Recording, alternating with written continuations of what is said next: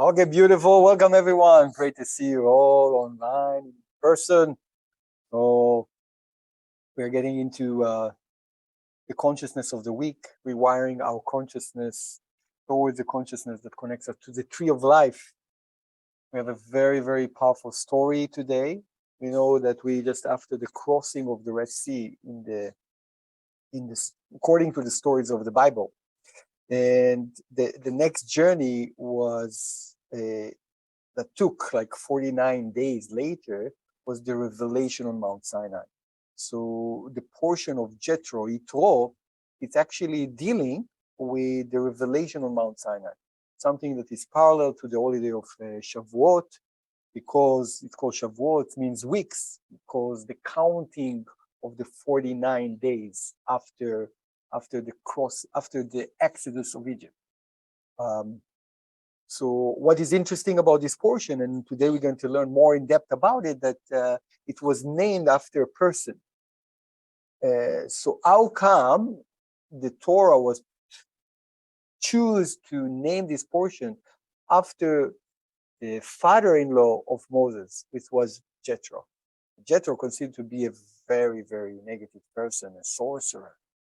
What is the relation of the most important thing in the world, the revelation of all the secrets, the revelation of the tree of life consciousness, should be named on a person that's considered to be very negative? A good question to ask.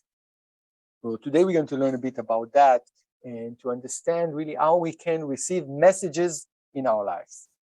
Everyone is ready for that? Yes, Alan, Debbie? Yeah. Beautiful, beautiful. So we know that all those things that happens, they occur on the day of Shabbat. The revelation of the Torah, the revelations of 10 Commandments happened on Shabbat. The crossing of the Red Sea happened on Shabbat. Everything is divided to what we call weeks. The Exodus from Egypt occurred on Shabbat.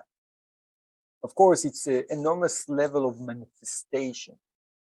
Shabbat is connecting us to the highest level of manifestation in terms of consciousness.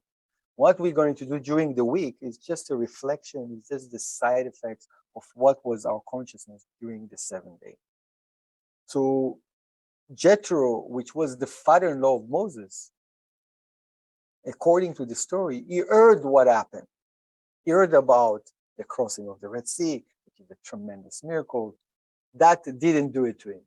When he heard that the Israelites overcome the nation of Amalek, when they fought this nation called Amalek, which we know is the code name of uncertainty, then he approached Moses. He stepped towards the Israelites. He ran after them to connect with them, and then he met with them. And he said to Moses, I am your father-in-law. I am here to be with you. I brought your sons and I brought your wife. Very strange. So why he need to introduce himself? I mean, Moses knew him. He spent many years with him. So he says it's a very, very important code. And that the code is that when he noticed how powerful Moses is, he actually explained to him what they were in past lifetimes. I am your father-in-law. I'm here. It says that according to the Holy Ari from Tzfat in his writing, says this is actually the code to say, I'm your brother. Which brother am I to you? I'm actually your brother. You were Abel, the son of Adam in past lifetime, and I was Cain. The relationship between them was very strong and deep. So we know Jethro is still very negative because Cain was the first murderer to come to this world. Yeah. So he took upon him huge tikkun, huge baggage that most of his life was in negativity. But here he was convinced after what happened with the Israelites and saw the leadership of Moses, he was convinced that this is the time to approach. I'm actually wanted to do my correction. So What was the reason Cain killed Abel? Do you remember? Exactly. It was over jealousy of a wife. It says this is the reason Jethro was willing to give his daughter Zipporah to Moses. Was kind of the beginning of the correction. I'm no longer jealous at you. Take what you deserve to begin with. This is genius. So, but in that moment when Moses actually they understood that they are to correct, immediately after 2 seconds, Jethro offering Moses a deal. Said, let me help you. Like, for a second, it seems to be like Jethro is the one that actually looking for a teacher. Yeah, it's interesting. And the Kabbalists explained to us that in order for us really to move to our next level, because Jethro was in a very, very high level, it says that the soul of Cain was actually more elevated than the soul of Abel. The problem is that it fell deep into the shells of negativity by making the wrong choice of killing Abel. That was the main problem. But eventually, the soul of Cain reincarnated as Rabbi Akiva. And Moses always told God, why are you choosing me? I can see in the future. Rabbi Akiva was coming much later. I can see this soul. Why are you not picking it to do all this process of the exodus of Egypt, of receiving the Bible, giving the Bible to us? Because he knew that Cain actually was more elevated. So on one end, Jethro said, wow, I see how powerful Moses is. I want to connect with him. I know that I need a teacher. On the other end, when Jethro brought that message to Moses, Moses knew that there is a big message for him. And even though they just joined together, and even though Moses knew where he at and how powerful he is, he was listening to the message. This is the whole idea. But messages can come to us at times from people that are not necessarily our teachers, that can be much less than who we are. It says, and that will take us to the first verse that I brought for you here. It's actually not from this portion. It's from portion Kedoshim, verse 96. מבאי לב ארנש למלף מילי דאורייתא מכל ברנש, אפילו למען דלה ידע בגין, דעדה יתאר באורייתא ויתה למלף ממען ידע. ולבטר ישתכח דאזיל בה באורייתא באורך תשעותך הזה. ישתדר ברנש בעלמה באורייתא ופיקודה, אפילו דלה אביד לשמה, דמתוך שלא לשמה בא לשמה. Anyone can read for us. With all this, one needs to learn Torah from all people, even from one who does not know, since through this he will be aroused in Torah and come to learn from someone who does know. Later, it will turn out that he walked in Torah in a true way. Come and behold, a person should toil in Torah and precepts, even if not for its own sake, for studying not for its own sake will lead to studying for its own sake. Okay.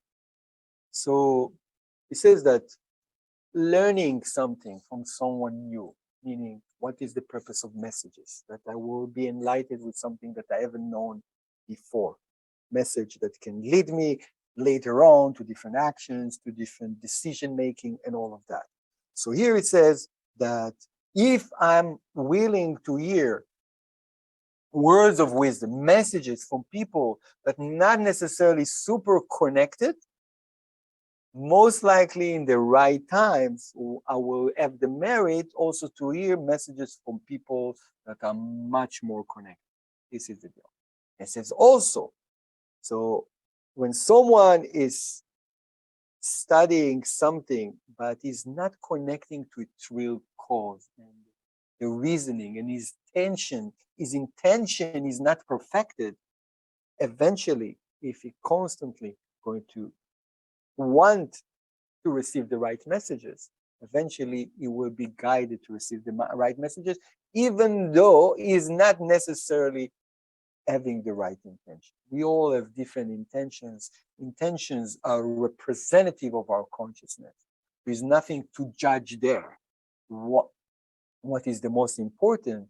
That we are having an open mind to different possibilities. This is the most important thing.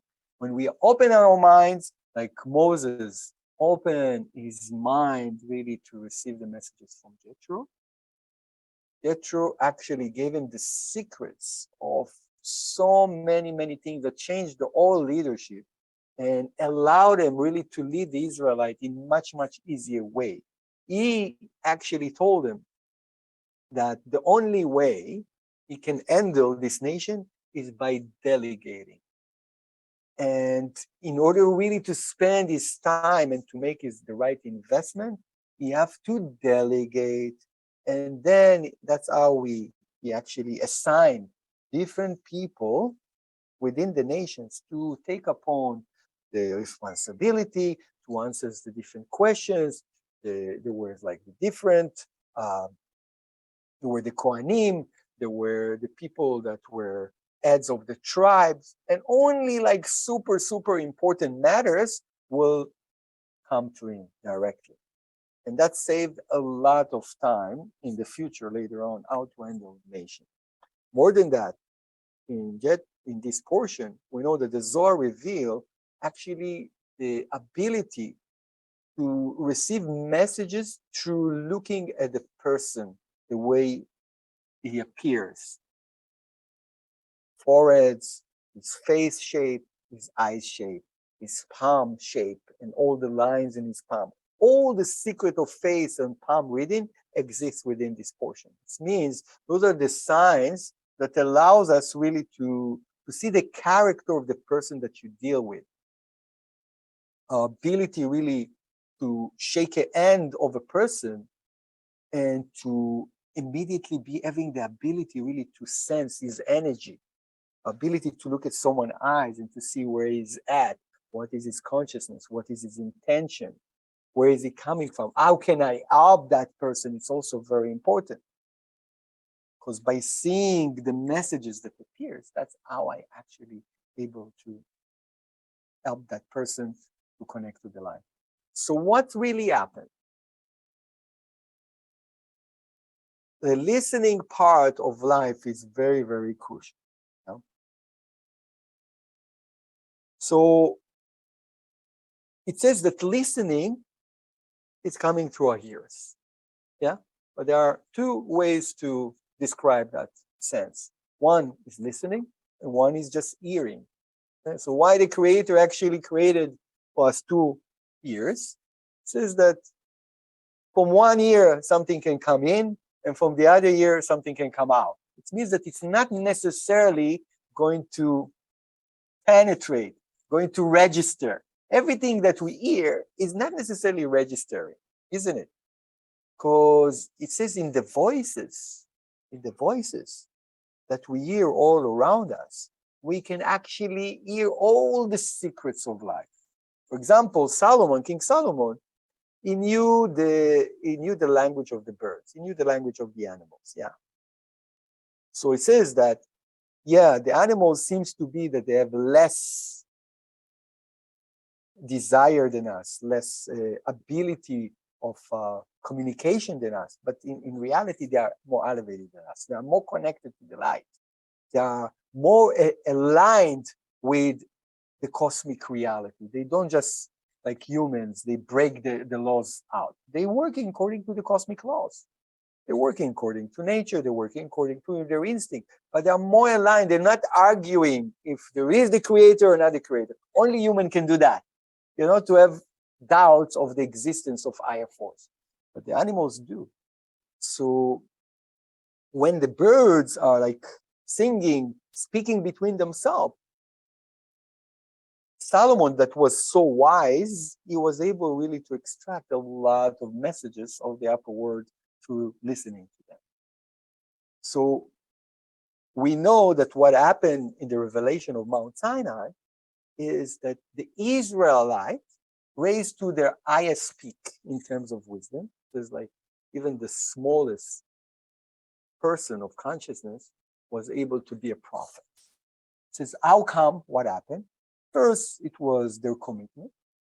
This means that they were fully inclined, fully understanding that all the purpose of life is really to be there for another person, for their fellow man. After Rachamot. That's the realization that they got. And what they got in return says that they were willing to do anything. It's a na'aseh v'nishma. First we will do and then we will listen. It says that they could see the voices, not hear the voices, see the voices. So every sense, every part of our body is part of the sphirot. So the upper sphirot is the upper face, like the body. So this is the keter, eyes is chokhmah, ears is bina, nose, ear, and pin, and face is mouth is the malchut. Okay, this is how it's divided. So seeing the voices means that they were so elevated that chokhmah, which is the wisdom, was already in charge. It means that is already they raised to a level of chokhmah that they could see the voices. But bina, which is it's the hearing, we know that the bina is the corrected malchut. Yeah, means malchut is the word of action, but when you truly listen, when you use your ears for a spiritual purpose, then you are connected to bina. It means that it's the corrected malchut. This is the true original vessel before it got corrupted in malchut, and then you're connecting to what we call the light of chokhmah. That's how it works. So they got to a level of true listening. Na'aseh v'nishma. It means they were in a level that they were so tentative to the signs, to the voices, that they were able really to be so connected that they were willing to do anything towards humanity. That's what happened. So, but what it says, Rav Ashlag always explained to us in his messages. And one of his very important lessons is the lesson that you see here on the slide. You say, Yagata o matzata ta'amin. So, what is the secret of receiving messages? So, Yagata, it means all the efforts that we need to do in this world, okay? It's constant effort, making effort in order to connect to the light, in order to connect to people, in order to become more being of sharing, in order to break down my negativity, in order to just becoming more perfected. This is one level, Yagata. Yeah. But here we said, and you find. Said, because usually what is the result of someone that made a lot of effort? There is a reward, isn't it? A reward, it means cause and effect. But what the Rav Ashlag explained to us in this lesson, that when you find something, it's supposed to be much and above to what you invested. It means that it came out of the blue. Remember, we talked about last week that we are connecting to the chamber of free gift. Say, only then you can believe that it's the right thing. It means that when you made an effort, but the reward that you received was much and above what you earned and your investment. That's the true time that you need to say, wow, I know that this is coming from the light. Then you believe. Because if things going according to logic and according to norm, it could be that it's all coming from the system of the opponent. So let's try to use it for the story of Moses and Jethro. Okay? Moses constantly making an effort, investing in the Israelites, taking them out, crossing the Red Sea. Enormous, enormous, enormous effort. Suddenly comes this guy, very negative sorcerer, and say to him, listen, I heard, he said, I heard, Shamati. Like, I heard what happened to you then. I want to join you guys. And more than that, I have messages from you, for you. So it's completely illogical what happened. And why should Moses try to find any wisdom coming from this person? But by hearing his suggestion, he understood, wow, this is really something that I really needed help with, that I didn't know really how to deal, because Moses was always complaining to the Creator, I don't know how to deal with them. You know, I don't know how to deal with them. They're like so ignorant. They're so doubtful. I don't know how to deal with them. It's like too heavy. So here comes his reward that completely not from an expected place, completely out of the logic. This is to explain to us. And then he said, oh, now I understand. The Creator is taking care of me. You know, I made all this effort, but the solution for everything that I wanted is starting to take place by this guy, by Jethro. So this is about that. But in order for us to get to that place, we have to open our mind for every possibility. Because if we're looking for a sign that's going to help us really to have some kind of revelation or a problem that we're dealing with, you know, we always get stuck with things that we don't understand in life, and we don't know how to make a decision. Or we have a destination, a goal, but we not necessarily know how to get there. We don't know. So this is where we're looking for those signs. So we were looking through signs by learning, by talking to people, but I have to open my listening to sign that coming out of nowhere. That's the point. So the Kabbalists explained to us that the best people to receive prophecy from are little children and the lunatics, the crazy people.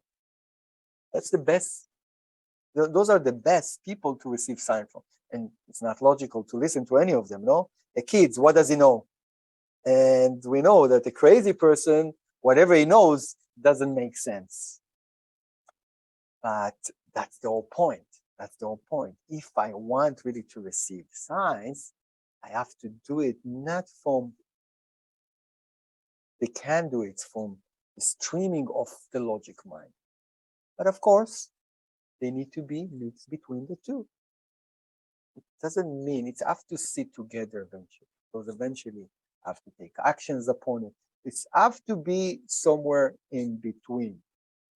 But in order for doing so, I have to open my ears, I have to open myself to the endless possibilities out there. If I think I already know has no place for any messages, any additions, especially if someone comes to you and you feel that he knows less than you. Immediately, what you do, you switch your listening to mute. Yes, of course. Yes. So you're actually speaking to the person, but you're letting whatever he say to go through you and away from you. You're not really registering, you're not really observing. That's a big mistake, according to what this lesson is trying to teach us. Any questions so far? So how do we become a better listener? How do we become a better listener? How we can become more attentive, have more empathy, feeling what other people has to say to us, really. We'll see sometimes when it's not according to your agenda, it's not according to your desire, whatever you're listening to, you are not there, you're not present. So the Rav always told us, if you listen carefully to the person near you, because we are in the profession of listening to people, helping people out, giving different messages. So it says, if you listen carefully and you're not really there to teach the person, he will tell you everything that you need in order to decode the problem that he's carrying. The answer is already going to tell you why the problem is there and what's the answer to it. Simple as that. So if we perfect our listening and not hearing, listening, it's an active. Hearing, it's kind of passive, you hear, because that's the sense, that's what it does. But listening, it's a very active thing that you have to pay attention. You have to pay attention. Sometimes, you're listening to a class, but if it's something that take your attention out, you're kind of losing the point, you're losing the rhythm, you get disconnected, you get distracted. There are so many things to distract us all the time. So listening is being there, having the empathy for the other person, as Karen Berg says.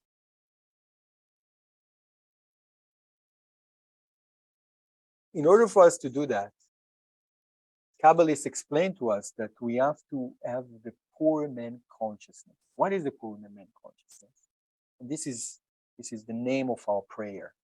The prayer that the Kabbalists did, there were like different types of prayer. There's the prayer of Moses. There was the prayer of Jacob, and there was the prayer of David. It says that eventually the Zohar explained that in different lessons, that the prayer of David was the most accepted one. Why? Because he prayed like he's a poor person. What does it mean, a poor person? It's an empty vessel, like a vessel that is constantly seeking to be fulfilled. No matter how much he's learned, he's a king, David's a king, he had all the power, everything. But he always acted when he wanted to connect with the divine as a poor vessel.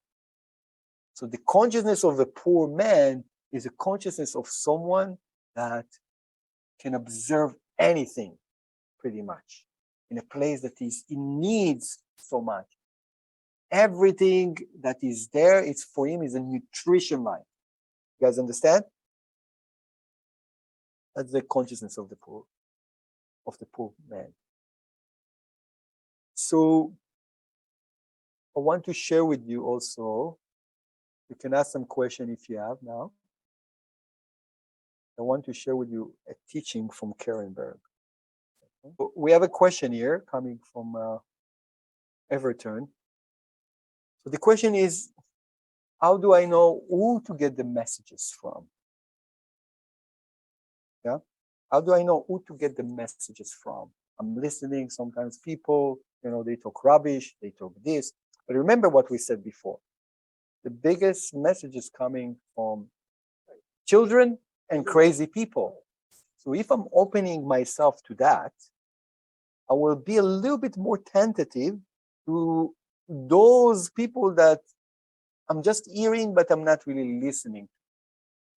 And I might be able to extract huge messages from there. And those that are not so comfortable for me to listen to, and they are always in our life, those are the ones that we need to make an extra effort to listen to. Okay? That's the secrets of these messages that we're talking about. You need to be, first you have to put the desire, a question that you have in the cosmos. Okay? If you're not looking to receive message, of course, why you should actually, on one level, on the other level, of course, we need to have empathy and sympathy to everyone that occur and everyone that goes in our path. Absolutely. Yeah? But imagine yourself like you are in a desperate mode of not knowing what to decide, going left, going right. How would you know? You don't know what's going to be the right thing. You made all the effort. You made all the effort really to get the answer. You didn't get it. Now you put it out to the cosmos. Now you put it out in the conference. The first conversation that occurred to you is with this guy that you have no interest with. And he's trying to talk and talk and talk. Remember, there might be a message there. Okay? But if you didn't put question into the cosmos and you're not really in that mode, maybe those people that you meet not necessarily have message, but sometimes you do, because messages are always there. You know, the Wi-Fi of the creator is constantly projecting signs for us how we can be more connected to the light, how we can receive more. Always. So I would be more tentative to listen just to anyone that occur in my life. Okay? Okay, so let's listen to Karen Berg. Tonight's subject is an interesting one. It's called Listening is Sharing. And it's something that I relate to as empathy. What does that mean? Well, sometimes, when you have an argument with your husband or your kids are out of sorts and you just don't know how to put your life back in order. Sometimes it doesn't take, real heavy psychological help. Sometimes it just takes someone to sit down and to listen to you, to have a sounding board, to have a place that you can sort of explain your feelings to. And there's nothing more comforting than having another human being that you truly feel cares about you, that can listen to your situation. And what happens many times with that is like when you sit with your teacher, for instance, and you're absolutely sure, and I'm going to give you, for instance, you're absolutely sure that because who gets into an argument that isn't 100% correct? Of course you are. Everybody, if you listen to their side of any argument, is probably right. Okay? There's one problem with that. There's usually someplace within what this one says and this one says is the truth. And in order to come to this part of the argument, many times it helps to have a friendly hand in the middle that says, listen, guys, you're both right. But being right doesn't necessarily make it happen. I've always said that one of the tallest trees in the world is the palm tree. And the reason for that is because it's learned how to bend in the wind. All of us maybe sometimes need help to learn how to bend. And therefore, we need to become, before we can become good sharers, we need to be good listeners. Especially when somebody is in emotional pain and when they almost call out to us to say, I need somebody to hear my story. I need somebody to help me. And tonight's lecture will be about learning how to listen and then learning what empathy is about. Empathy is when you move yourself out of the picture and the person that you're talking to becomes now part of you. And when you answer them and when you talk with them about their particular problems, you talk to them on the level that they're on, not on the level that you're on. What for me might be not part of my equation is not part of my answer, because my answer must relate to the person whose problem it is. And in order to do that, I cannot be there. I have to remove myself. I have to find a place to see the other person inside of me and answer from that place. But more importantly than the answer that perhaps I might give is that I can hear. I mean, after all, when we pray to the Borei, what are we asking for? Yeah, sometimes we'd like an answer, but more than anything else, we'd like to be heard. And if we need to be heard, so do other people around us. The gift of having a good listener is almost as important as having someone to share, because in the listening can oftentimes be the quality of sharing. Enjoy the lecture. Have a wonderful evening. So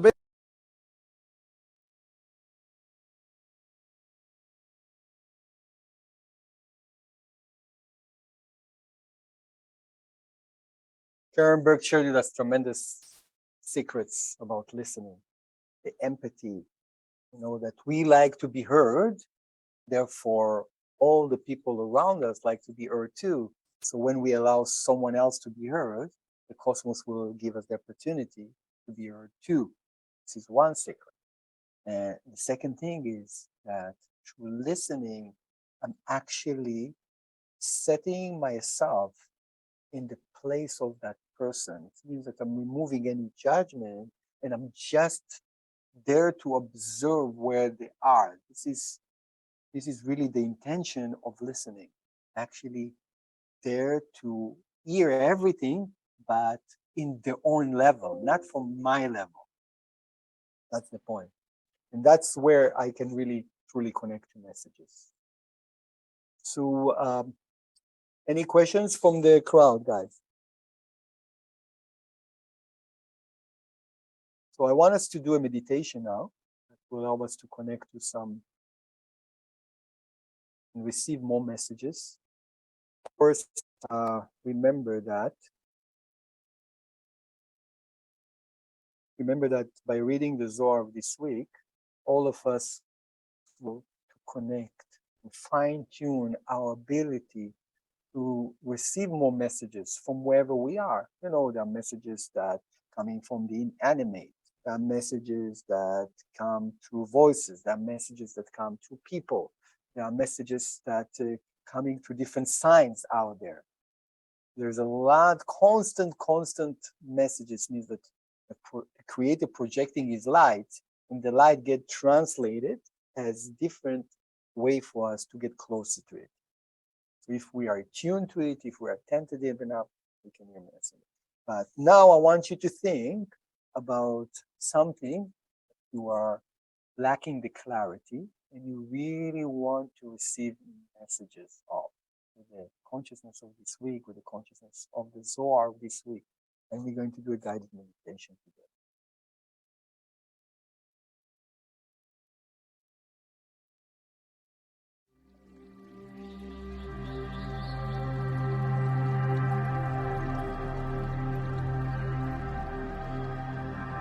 Close your eyes and come to the place. Uncross your legs and your arms, your palms and your hands with your palms. Breath, inhaling light, inhaling consciousness,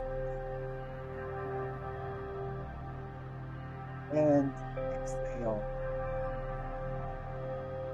all the residue. Seeing the number 3.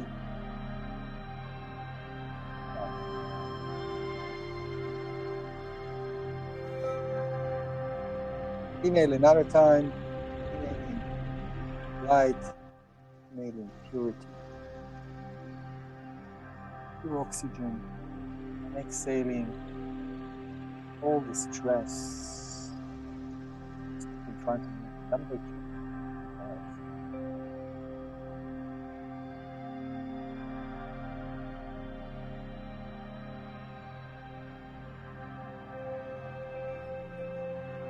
Inhaling again, deep breath by nose.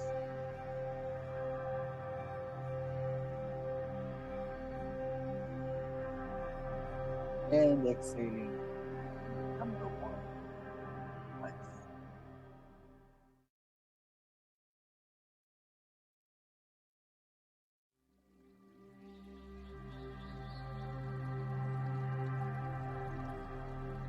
Allowing energy coming from the core of the universe, climbing to our feet, energizing every organ in our body, our legs,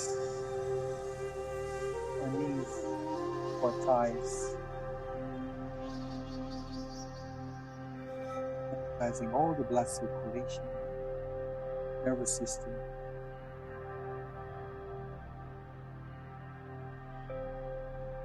feeling energy awakening the chi,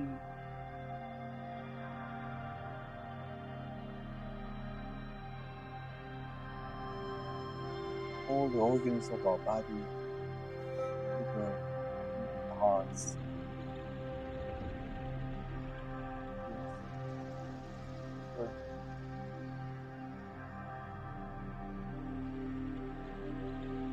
coming to our chest, throat, relaxing all the muscles in the body and the spine.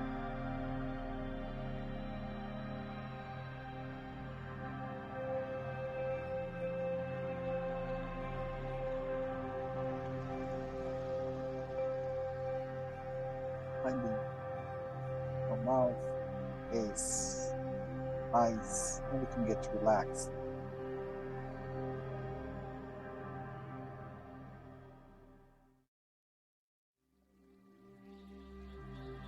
Opening our third eye, the crown chakra, allowing all the light to stream into our body. Finding ourselves in a place where I feel comfortable and relaxed.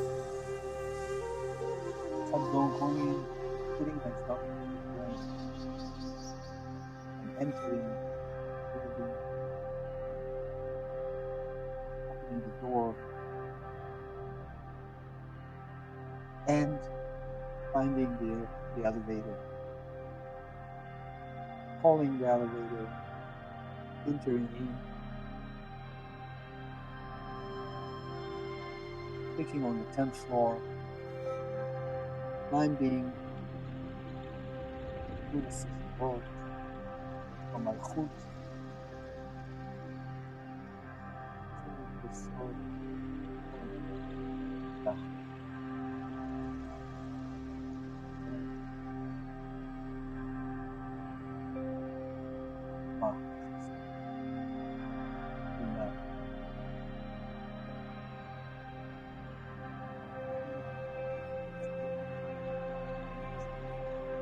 I'm opening it. You see all the archangels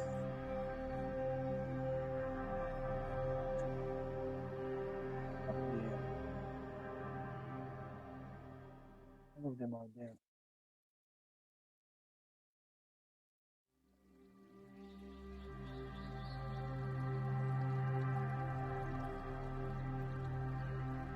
With all the lights.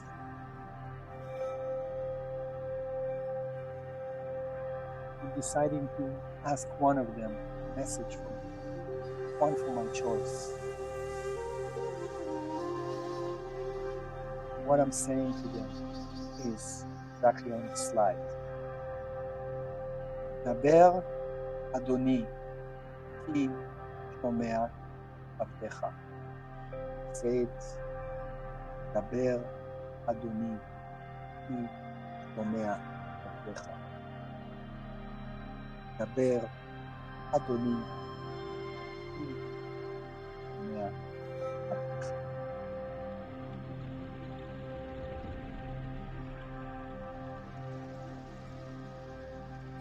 Please speak, my master, because I'm willing to listen. דבר אדוני, כי שומע עבדך.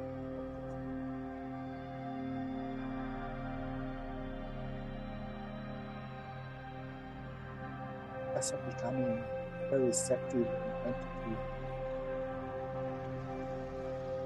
watching the angel that I keep, open to receive the message,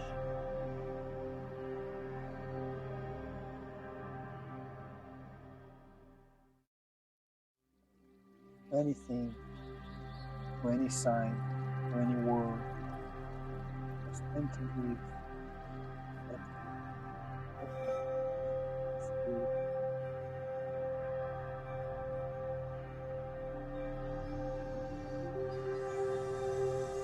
דבר אדוני.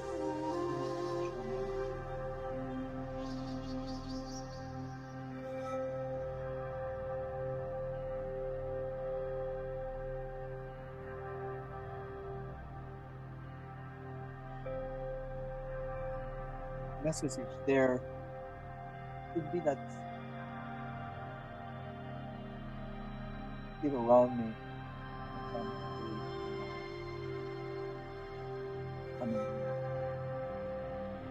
energetically.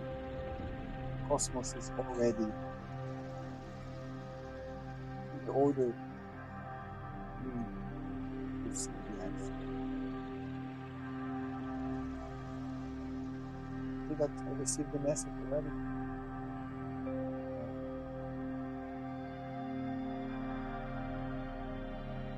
One day, listening more power.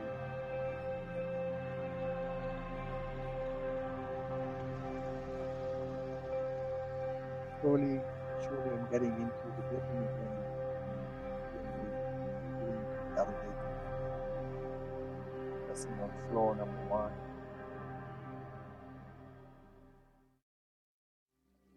entering, going down the floors up to floor 1. Elevator is open, out of the building, slowly returning to here and now.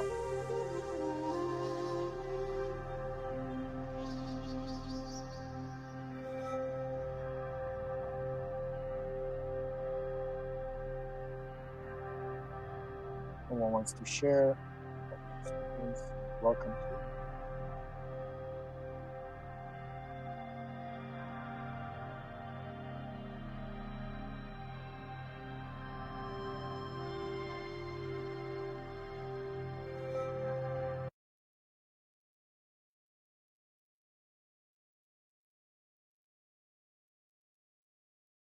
Anyone wants to share with us?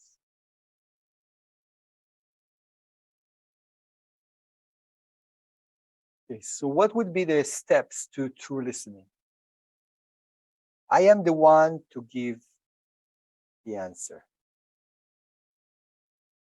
It's a question. Am I the one to give the answer? When I'm helping someone, listening to someone, I always need to ask myself, am I the one to give the answer? Or maybe not. Make sure I feel the other person, where he is, in what state, connecting to his pain. Coming from a place of true care. And I'm lowering the voice of my ego.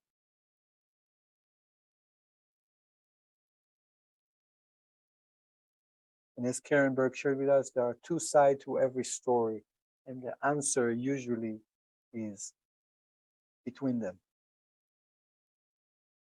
Yes, question.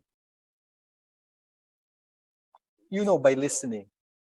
So, you're listening to one version, you listen to another person, and you're thinking, okay, who is right, who is wrong? Yeah? You try to understand by listening to the truth, especially if you want to help another person, or you are dealing with some kind of conflict between two people, and you are the one to assist and help. How would you do that?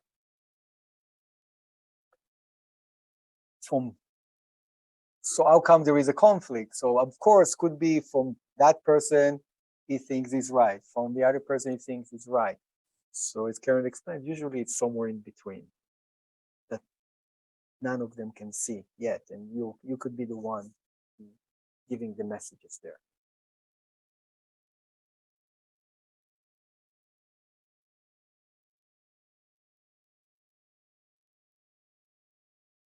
Okay, let me show you a quick video of Karen Berg Scholarship Fund.